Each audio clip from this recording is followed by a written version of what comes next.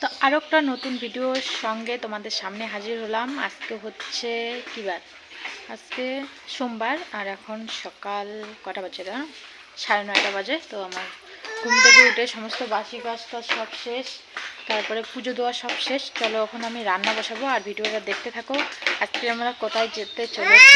এই যে আমার সোনা মা দুটো এখানে খেলছে, ওরা দুই বোনে মিলেমিশে। ওই দেখো কাপড় জামা সব নিয়ে ওদের খেলা। তো চলো আমি রান্না করে যাই। তো বেশি বকবক না করে ওইদিকে কিন্তু ভাত বসিয়ে দিয়েছিলাম, ভাত হয়ে গেছে। আর এইদিকে আমি দেখো ফুলকপি আর পেঁয়াজ করে কিন্তু ভেজে নিচ্ছি। ফটাফট রান্না করছি, আবার যেতে হবে এত দূরের রাস্তা। আমাদের বাড়ি যেতে কিন্তু 3 থেকে 4 ঘন্টা লাগে। যেমন গাড়ি চলবে সেই অনুযায়ী সময় লাগে। তো এদিকে উনানটাও জ্বালিয়ে নিলাম। উনানে দেখো মাংস বসিয়ে দিয়েছি। আজকে মাংস আনা হতো না, কিন্তু আমার ঠাম্মা যেহেতু অসুস্থ, উনি আমাদের কাছে মাংস খেতে চেয়েছিল। তো তার জন্য কিন্তু আমি বাড়ির থেকে মাংস রান্না করে তারপরে কিন্তু নিয়ে যাব। এটা কিন্তু মাটন।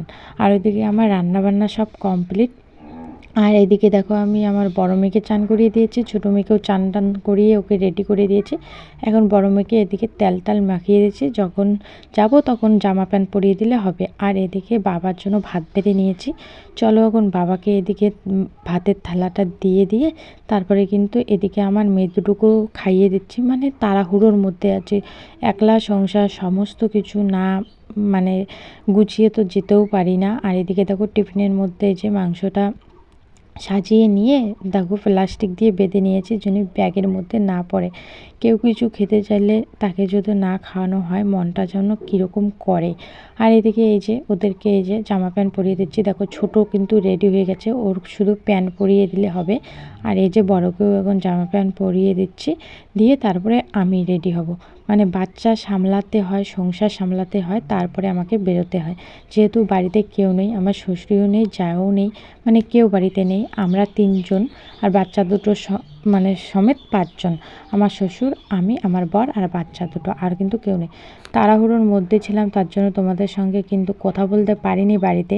আমরা বাড়ি থেকে 12:50 বেরিয়েছি, আর যেতে যেতে আমাদের অনেকটাই আজকে লেট হয়ে গেছে।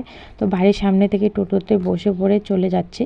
আর এদিকে তারপরে অটোতে বসে পড়েছি। আর অটোতে বসেই তো আমার মেয়ে আমার ছোটো মেয়ে দেখো এদিকে কিন্তু ঘুমিয়ে পড়েছে। হো তোমাদেরকে বলাই হলো না যে আজকে আমরা বাড়ি যাচ্ছি দুটো কারণে।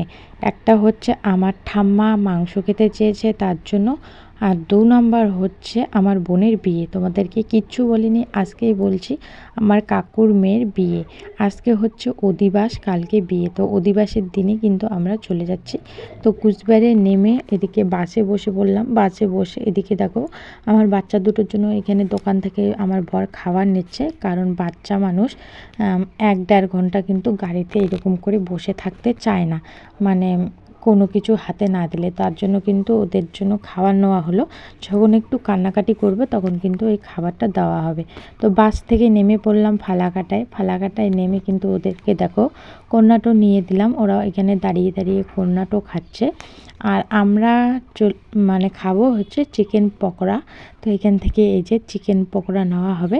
এখানে চিকেন পকোড়া খাওয়া দাওয়ার পরে আমরা চলে যাচ্ছি টোটোর উদ্দেশ্যে। এই ফালাকাটা থেকে কিন্তু আমাদের টোটোতে করে যেতে হবে আরও অনেক দূর রাস্তায়, আমি বলতে পারবো না কত কিলোমিটার। বাড়ি চলে আসলাম। বাড়ি চলে এসে তো আমার মা ভীষণই খুশি। দেখো ছোট আমার মার কোলে চলে গেছে আস্তে আস্তে। তো বন্ধুরা ফিরে এসলাম অনেকটা পরে। তো এখন কটা বাজে? 5:30 কি 6টা বাজে। আমরা সেই আস্তে আস্তে প্রচণ্ড লেট হয়ে গেছে। সেই 12:30টার সময় বাড়ি থেকে বের হয়েছি। আর এখন বাজে বলছি বাড়ি এসেছি 4:50-এ। তো কেন এসেছি না এসেছি তোমরা জানতে পারবে একটু পরে, আমাদেরকে আস্তে আস্তে সব কিছু বলছি। তো এসেই তো একটু পরে দেখো এদিকে সবাইকে মেহেন্দি পরাতে লেগে পড়েছি। বাচ্চাগুলোকে আগে পরিয়ে দিয়েছি, তারপরে কিন্তু এই যে বুনুকে পরিয়ে দিচ্ছি। এরই আজকে বিয়ে। আমি কিন্তু মেহেন্দি জানি না ভালো পরাতে পারি কি না, কিন্তু আমার বোনের অনেক দিনের আশা। ও যখন থেকে একটু জ্ঞান হয়েছে তখন থেকে আমাকে বলে যে আমি তোর হাতে মেহেন্দি পরবো, তুই আমাকে মেহেন্দি পরাবে আমার বিয়ের সময়।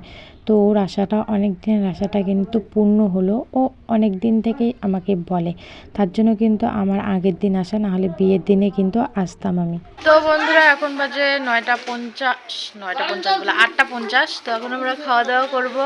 ওইদিকে বুনুর হাতের মেহেন্দি পরানো হলো, মানে হাতের তালাগুলো 2 তালা পরানো হলো, পিঠ আছে। তো খাওয়া দাওয়া করে মেয়েদেরকে ঘুম পাঠিয়ে তারপরে বাকিটা পরিয়ে দিব। চলো পরে এসে খাওয়া দাওয়া সেরে। খেতে বসে পড়লাম, আর আমার বড় মেয়েকে দেখো এদিকে সবাইকে পাতা দিচ্ছে। আমরাও ছোটোবেলায় কিন্তু এরকম ছিলাম। আর আমার ছোট মেয়ে এদিকে বসে পড়লো, আর আমার বাবা বলছে, মা কাকিমা সবাই এদিকে কিন্তু দেওয়া থাওয়া করছে। একটা বিয়ে বাড়িতে গ্রামে কিন্তু কোনো লোক ভাড়া করা হয় না, বাড়ির যত লোক থাকে সবাই মিলে হাতে হাতে কাজ করেই কিন্তু এইভাবে মানে বিয়ে বাড়িতে কাজ করা হয়। তো বন্ধুরা খাওয়া দাওয়া করে বাড়ি চলে গিয়েছিলাম। বাড়ি থেকে আবারও যাচ্ছি বোনের বাড়িতে, ওকে মেহেন্দি পরাতে হবে। দেখো কালকের দিনের বেলা তোমাদের প্যান্ডেল দেখাবো। এখন 10টা বাজে। আজকে মেহেন্দি পরাতে পরাতে মনে হচ্ছে 2-3টে বেজে যাবে, কারণ অনেক লোকই অপেক্ষা করে আছে যে আমার হাতে মেহেন্দি পরবে। চলো ফটাফট পরিয়ে তারপরে বাড়ি যাব। তো এসেই দেখো বোনের হাতে মেহেন্দি করা কমপ্লিট। তোমরা অবশ্যই কমেন্ট করে জানাবে যে কেমন হয়েছে। আমি কিন্তু অনেককে মেহেন্দি পরিয়ে দিয়েছি, সেটা তোমাদের সঙ্গে শেয়ার করলাম না, শুধু বোনেরটাই কিন্তু তোমাদের সঙ্গে শেয়ার করলাম। তো বন্ধুরা এখন বাজে রাত 12:30, আর আমার এখন সে মেহেন্দি দেওয়া কমপ্লিট হলো। বুনুকে দিয়ে আসলাম, বুনুকে দিয়ে এসে এই যে আমিও পরে নিলাম এইদিকে আর এইদিকে। আর এই হাতে পরতে পারবো না, কারণ এই হাতে পরার মতন লোক নেই। তো এখন এটার জন্য আমি বসে আছি যে এটা কখন শুকাবে, তারপরে আমি শুবো। এটা শুকাতে শুকাতে আধা ঘন্টা ম্যাক্সিমাম, তো আধা ঘন্টা আমাকে জেগে থাকতে হবে। চলো আজকের ভিডিওটা এখানে শেষ করছি, দেখা হচ্ছে নেক্সট ভিডিওতে। টাটা।